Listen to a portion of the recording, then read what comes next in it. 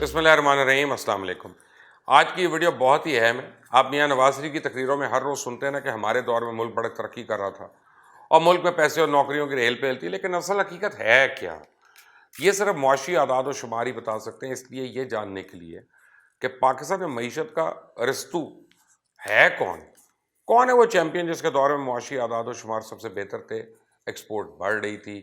ہم نے اس کے لیے ایک اسپیشل رپورٹ بنائی ہے، جبکہ ہم آپ کو یہ بھی بتا سکتے ہیں کہ گزشتہ 74 سال میں سب سے زیادہ ڈالر کی قیمت نون لیگ کے دور میں بڑھی یا پیپلز پارٹی کے دور میں، جبکہ یہ بھی میں آپ کو بتاؤں گا کہ آمریت اور جمہوری ادوار میں ڈالر کی قیمت بڑھنے کا کیا توازن تھا، جو مجھے پورا یقین ہے آپ سن کر حیران رہ جائیں گے۔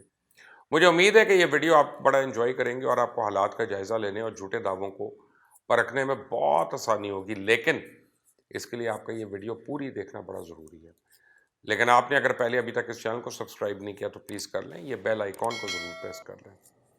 عام طور پر ڈالر کی قیمت بڑھنے اور کم ہونے پہ بڑی باتیں ہم کرتے ہیں اور اس کا ذمہ دار موجودہ یا سابق حکومت کو ٹھہرا دیتے ہیں، لیکن کیا یہ سب راتوں رات ہو گیا؟ جب 1947 سے پاکستان بنا تو بھارت اور پاکستان کے روپے کی قدر تقریباً ایک جتنی تھی۔ ایک ڈالر 3 روپے 33 پیسے کا تھا، اور 10 سال بعد 1957 میں جب ایوب خان نے اقتدار سنبھالا تو اس وقت ڈالر 4.75 پیسے کا تھا، اور ایوب تقریباً 10 سالہ دور میں ڈالر کی قیمت میں صرف 1 پیسے کا اضافہ ہوا۔ کتنے کا جی؟ 10 سالہ دور میں ایوب خان کی صرف 1 پیسے کا اضافہ ہوا، اور یہ وہ دور تھا جب پاکستان میں ایکسپورٹ زیادہ تھی اور وہ ڈالر کما رہا تھا۔ 1966 کے بعد 1977 میں یعنی اگلے 10 سال میں ڈالر کی قیمت میں 5.25 روپے اضافہ ہوا اور ڈالر 10 روپے کا ہو گیا، ایکچولی 9.85 کا ہوا۔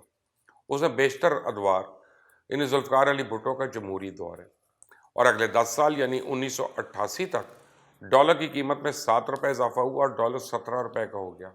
اور اس دور میں امریکہ نے روس کے خلاف افغانستان میں سر جنگ لڑی اور پاکستان کو ڈالرز اور ہتھیاروں کی صورت میں کہنے کو تو مدد ملتی رہی۔ جنگ ضیاء الحق کے بعد پاکستان میں جمہوریت کا سنہری دور شروع ہوا، اور 1988 کے بعد پیپلز پارٹی کے پہلے دور حکومت میں ڈالر کی قیمت میں 4 روپے کا اضافہ ہوا۔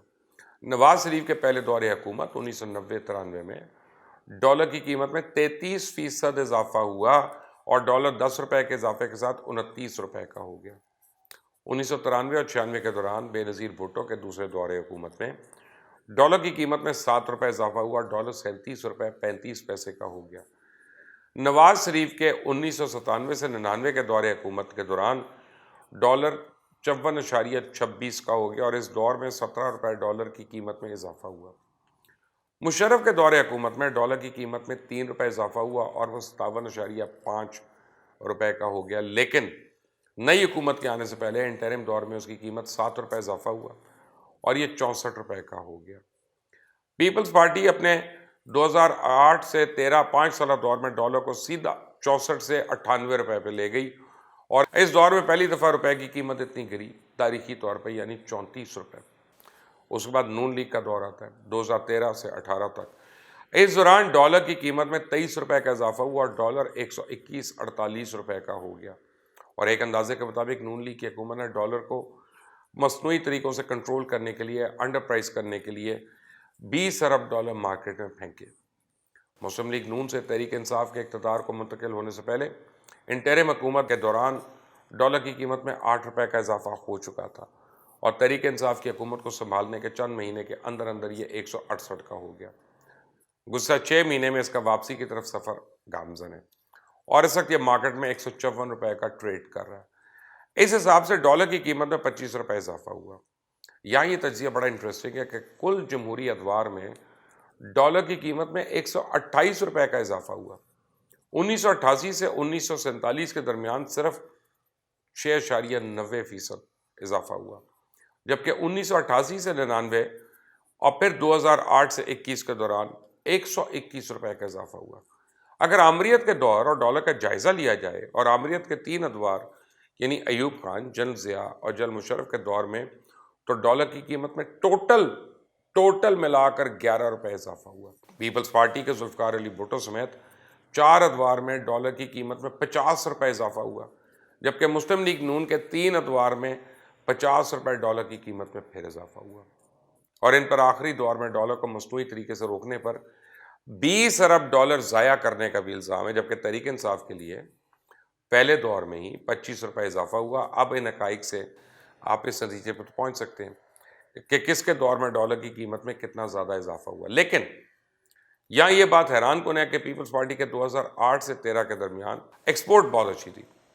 پیپلز پارٹی کی حکومت 2008 میں آئی تو اس وقت 18 ارب ڈالر کی ایکسپورٹ تھی، جو 2011 سے 14 تک 25 ارب ڈالر تک پہنچ گئی. یعنی 7 ارب ڈالر کی ایکسپورٹ میں اضافہ تقریباً 25% بنتا ہے. امپورٹ کی بات کی جائے تو اس وقت 35 ارب ڈالر کی امپورٹ تھی، جو 2013-14 میں 45 ارب ڈالر تک پہنچ گئی. اب نون لیگ کی حکومت میں ایکسپورٹ گر گئی اور 2016 اور 17 میں یہ 20 ارب ڈالر تک آ گئی اور 2018 میں یہ 23 ارب ڈالر پہ تھی، جبکہ امپورٹ 63 ارب ڈالر پہ پہنچ گئی، جس سے تجارتی خسارہ 40 ارب ڈالر ہو گیا. اس نے عمران خان کی حکومت میں بے پناہ پریشرز چھوڑ دیے اور عمران خان کو ڈالر پورا کرنے کے لیے دوڑیں لگانا پڑی. جنرل مشرف نے IMF کو تو ملک سے نکال کر باہر پھینک دیا تھا. کہتے ہیں کہ ان کے زمانے میں ملک کے اوپر قرضہ بڑھ گیا. پیپلز پارٹی نے اس میں 135% اضافہ کیا اور اس میں زیادہ تر اندرونی قرضے تھے، یعنی انٹرنل قرضے. بیرونی قرضے 42 بلین ڈالرز تک سے لے کے 52 بلین ڈالر ہو گئے. نون لیگ کی حکومت آئی تو IMF بھی آ گئی، ملک کے قرضے 30,000 ارب تک پہنچ گئے، جبکہ بیرونی قرضہ 75 ارب ڈالر پہ پہنچ گیا. اور عمران خان کے دور میں یہ بدقسمتی سے قرضوں کی تمام ریکارڈ ٹوٹ گئے. یہ میں نہیں کہہ رہا، حکومت پاکستان اور اسٹیٹ بینک اور وزارت خزانہ کا ریکارڈ بتا رہا ہے. اور اس وقت پاکستان میں 45 ہزار ارب کے قرضے ہو چکے اور بیرونی قرضے 115 بلین ڈالر تک پہنچ گئے، جبکہ مزید قرضوں کے لیے اپلائی کیا ہوا تاکہ پاکستان کے بیرونی کرنسی کے ذخائر ڈبل ڈیجٹ میں کسی طرح رکھے جا سکیں. میں پھر قرضے واپس اور ان کا سود بھی ادا کیا جائے. اس سے پہلے حکومت اور ان قرضوں کے سود پہ ٹیکس کاٹتی تھی، اب وہ بھی ختم کر دیا گیا تاکہ مزید قرضے لینے میں آسانی ہو. عمران خان نے یہ پرانا قرض واپس کرنے کے لیے لیا، لیکن ایک چیز میری سمجھ سے باہر ہے کہ جب آپ قرض واپس کرتے ہیں تو قرض کم ہوتا ہے، لیکن آپ نیا قرض لے کے پرانا قرض واپس کر رہے ہیں تو وہ برابر ہی ہے. اور یہ 15,000 ارب روپے کل ملکی قرضے کا 33% کیسے بڑھ گیا؟ قرضوں میں اتنا اضافہ صرف سود کے پیسوں سے تو نہیں ہو سکتا نا. اس وقت معیشت کے اشاریے بہت بہتر بھی ہے. تحریک انصاف کی حکومت کی ایک کامیابی ہے کہ کرنٹ اکاؤنٹ کا 20 ارب ڈالر کا خسارہ کم کر کے موجودہ سال کی پہلی سہ ماہی میں 415 بلین روپے میں سرپلس کر دیا گیا اور تجارتی خسارہ 2011 کے پہلے 9 مہینوں میں 20 ارب ڈالر ہو چکا ہے. ایکسپورٹ بھی 2011 کے بعد پہلی دفعہ مارچ کے مہینے میں 2 ارب ڈالر سے تجاوز کر گئی اور اس سال کے پہلے 9 مہینے میں 18.6 ارب ڈالر ہو چکی ہے. 20 ارب ڈالر کا کرنٹ اکاؤنٹ خسارہ جو نواز شریف کی حکومت کے آخری سال 20 ارب ڈالر تھا، وہ 2011 میں 4 سے 6 بلین ڈالر رہنے کا امکان ہے. ٹیکس کلیکشن میں اضافے کی وجہ سے حکومت نے بجٹ سرپلس میں بھی کامیابی حاصل کی ہے. بیرون ملک سے بھیجے جانے والے پیسوں میں بھی ریکارڈ اضافہ دیکھنے میں آیا اور اب تک پہلے 9 مہینے میں بیرون ملک پاکستانی 18.7 بلین ڈالر بھیج چکے ہیں. لیکن غریب آدمی کے بہت برے حالات ہیں. مہنگائی کا جن کسی صورت قابو نہیں آ رہا اور ایسا لگ رہا ہے کہ پاکستان کی حکومت کسی عوامی نمائندے کے پاس نہیں بلکہ IMF کے پاس ہے، جو عوام کو مہنگائی سے لوگوں کو فاقوں پہ مجبور کر رہی ہے. ایسی معاشی ترقی جس کا عوام کو فائدہ نہ ہو رہا ہو، ان لوگوں کے لیے بیکار ہے جو حکمران کو اقتدار کی کرسی پہ بٹھاتے ہیں. مجھے بہت لوگ کہتے ہیں لیکن اگر آپ حقیقت دیکھیں تو ایوب، ضیاء اور مشرف، ان تینوں کے زمانے میں پاکستان کی اکانومی جو تھی وہ ہمیشہ سے بہتر رہی.